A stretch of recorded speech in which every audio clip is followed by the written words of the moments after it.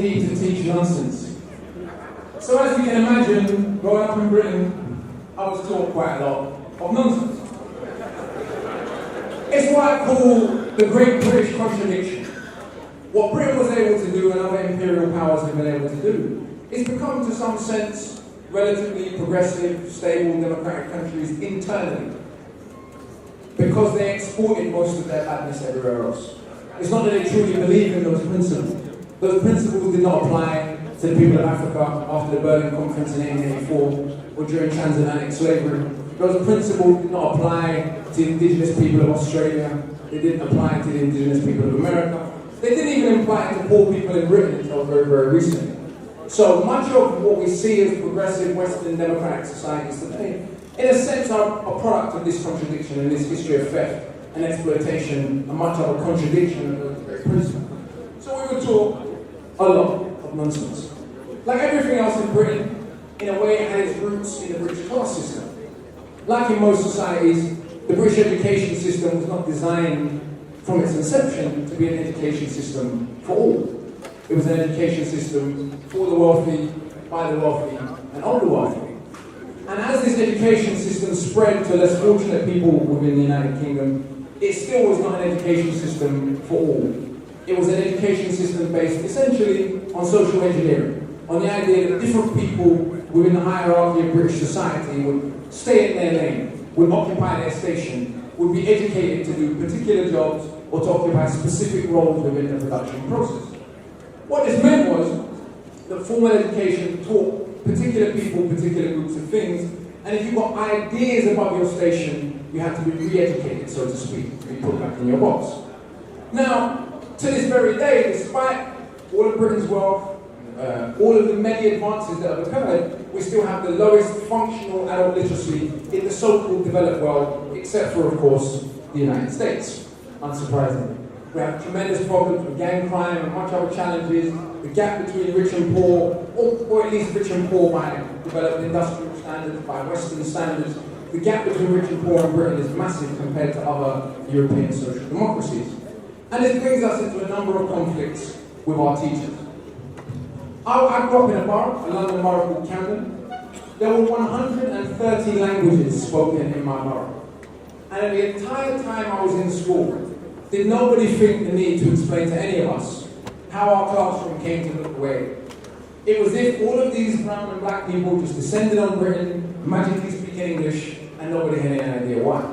No one explained why we had people in the UK coming from Nigeria, Ghana, Jamaica, Sudan, India, Pakistan, and Bangladesh, and not the Ivory Coast, or Cameroon, or Martinique and Guadeloupe. There was no education about the history of the British Empire, other than, of course, telling us that the British Empire was a wonderful civilizing force and gave democracy to the natives and was responsible for basically all that was good and wonderful in the modern world. One of my first memories of being taught about British imperial history at school wasn't actually in a formal school building. I was taken to the National Portrait Gallery, and my teacher, she was Canadian, so this is my best attempt to do a Canadian accent, so it's going to be very bad. But she pulled me aside, there was a picture on the wall. Now she knew, as I'll come to in a minute, I went to a special Pan-African Saturday school. So she knew I was, a little wannabe Malcolm X in school. And so she already had it in for me, right? We'll come to Pan-African Saturday school in a moment. She pulls me aside, she points to a picture on the wall of a man, you may have heard of in Nigeria, a man called William Wilberforce. And she pulls me aside, she says, Kingsley, she was Canadian. This man, he stopped slavery. Like, just so proud. And I'm 7 at the time. But, I've gone to Pan-African Saturday school, so I'm aware that enslaved people didn't enjoy being enslaved, and that there was resistance, that there were maroons, that there was resistance, even here on the continent, that every system of enslavement and oppression has inspired resistance. We'll come to some more details of what I wasn't taught in a moment. So I turn around and I say, Miss, all by himself. Don't you mean he helped? And she actually got angry. She went, no, Kingsley, he stopped slavery. Right? Now, what could induce an educated adult to believe something so utterly ridiculous?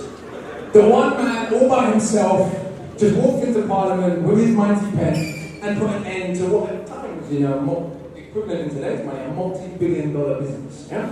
What can induce an educated adult to believe something so utterly ridiculous? And the discomfort we have with the crimes of our past or our present, it is what induces adults to believe things so ridiculous. So I was never taught in school, first of all, about resistance in Africa itself, in the Caribbean, in the Americas, anywhere within Britain's empire. I was never taught about any of that resistance. Moreover, I was not taught that only once in the whole history of humanity has there been a successful slave revolution, i.e. where the enslaved people overthrow the government and become the government themselves. For those who are also not taught that in school, though many people in this audience I know are familiar with what I'm talking about, between 1791 and 1804, the enslaved African population in Haiti defeated the British, the French, and the Spanish, declared themselves independent, and became the first major slaveholding power in the Atlantic world to properly abolish slavery, for which they were punished by the British, the French, and the Americans for many generations to come, despite the abolitionist rhetoric to the contrary.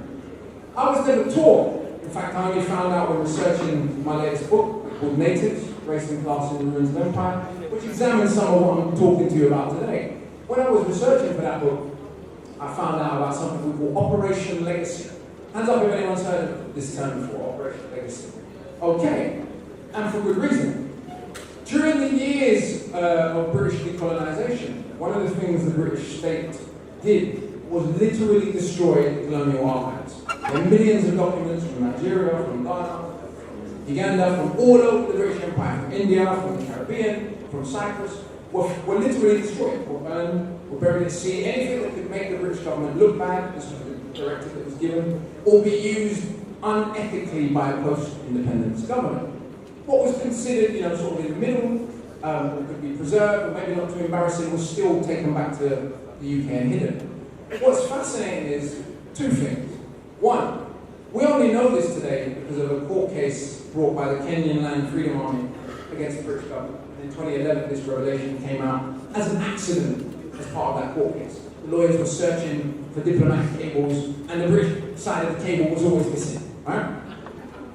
So that's fascinating that we only know about it 70 years later because of this. But what's even more fascinating is that a lot of the imperialist historians within the UK, within the United States, even within the continent, many of the British brought civilization and democracy crowd, have not taken to reviewing their opinions of what British Empire entailed, even after the revelation that most of the evidence of what it entailed was destroyed by the very people claiming it was so wonderful. Yeah? So they're clearly not interested in evidence. The other lie we was taught in school was everything in the entire of human history, everything great that ever happened in the world occurred within Europe. And to that end, we were inducted into what I'm going to call, or what others have called, the conceptual West. It's a very brilliant sleight of hand that people in Britain, France, and Germany are taught that essentially history inevitably marched westward. That the culture of the Roman Empire and the culture of the ancient Greeks was predestined to march westward to France and Germany and Britain, even though ironically the ancient Romans considered many of the stereotypes that the British would develop about people in Africa, about people in the indigenous Americas, about people in Australia, were the very stereotypes the Romans had of our own British ancestors. I say that because my mother is Celtic indigenous Brit. So it's funny that then those same stereotypes they turned around and used on other people. But one of the ways they did this was by the invention of the conceptual West. The idea that somehow the people who once the Greeks and Romans had considered savages, and I use that term in inverted commas, were the inevitable inheritors of that tradition. And of course, within that education, Africa registered nowhere. Even those of us of African heritage were taught very little about African history, or anything at all. All we saw was images of famine, images of violence and war. That's why to this day, my Jamaican grandmother, who I love very much, will say, "Men in African, where I thought." Right? In her mind, she just, she magically dropped into Jamaica, and her ancestors just dropped into Jamaica by magic, and she just happens to look the way she looks by coincidence. But that was, of course, the function of colonial education. But where I was very lucky, and a few of my peers were very lucky, was that in the post-war period, British, Caribbean, and African migrants to the UK were not satisfied with being taught nonsense. And they did many things to make sure that their children were not taught nonsense. Two of the main things they did, one, was set up Pan-African bookstores. So in every working class African Caribbean neighborhood in Britain, you had the Black Bookshop, the first one of which is still open today in Finsbury Park, not far from where I grew up, Beacon Books. And on top of that, then they would open Pan-African Saturday schools. The school I went to was called the Winnie Mandela School. My Saturday school enrolled me in that school. We learned very early about the Maroons. We learned about Mali and Benin and Timbuktu. We had, in a sense, those of us who went to those schools had an inoculation against much of the nonsense we would be taught by our teachers that would prove very, very beneficial, but would bring us into conflict with our teachers. In my case, it resulted in me literally being put in a special needs group for kids who didn't speak English. As you can notice, my English is not too bad. So clearly it wasn't about that, I was reading Lord of the Rings at home. But actually, in the context of post-war Britain, my experience in school, actually being functionally undereducated. I was placed in a special needs group. They gave us hot chocolate and biscuits. I'm 8 years old. I like hot chocolate and biscuits. And I laugh. We laugh. But I was being rewarded to fail. As a young man of African Caribbean heritage in Britain, who went to Pan-African Saturday School, who had parents for whom reading was non-negotiable, I had gotten ideas about my station. I wanted to be an architect. I wanted to be an astronaut. I was interested in science. I believed, in a sense, the nonsense that Britain was teaching me. I believed that Britain was meritocratic, that it was democratic, that it would reward those of us that worked hard and played within the system. I believed this. And then I got put in special needs group for it. But luckily for me, I was taken out of that group because my Pan-African Saturday School was an extra monitoring device. They noticed that my grades had started to slip. They noticed that my behavior had started to change. They noticed that the deficiencies that were coming from this group and pulled me out. So I emerged from school, luckily for me, unlike many of my peers, there was a group of us, 10 who started school together, friends, 7 of which got expelled from school, 3 who finished school. This is very common in the UK for young men of African Caribbean heritage in particular, the epidemic of expulsion from school, particularly if you're a little bit too bright, you get ideas about your station. But what I started to think about as I got older was even though I had graduated from high school with really good grades, what I didn't know. I didn't leave school knowing how to survive within capitalism. I didn't even know what capitalism was. I left school not knowing what mortgage was. I left school not knowing what interest rates were. I left school not knowing how to grow food. I left school with no technical skills. I had a certain type of book knowledge, but schools did not really equip me for life. So thinking about Fela and thinking about musicians and thinking about those of us who taught us to examine the world and taught us to think beyond the nonsense we are taught, what are some of the solutions? A friend of mine, an African-American professor called M.K. Asante, what he says is, take 2 sets of notes. And what he means by that is, you do what you need to do to pass the class. You do what you need to do to get a job. You do what you need to do to get by in life, to feed your family, within reason, of course. You don't compromise your integrity and your spirit and your soul. But you do what you need to do, but you never swallow the nonsense. You never swallow the elixir. You never take, I can't remember which pill it is in the Matrix, but whichever pill was the lion pill, you don't take that pill, you take the other one. It's the red pill.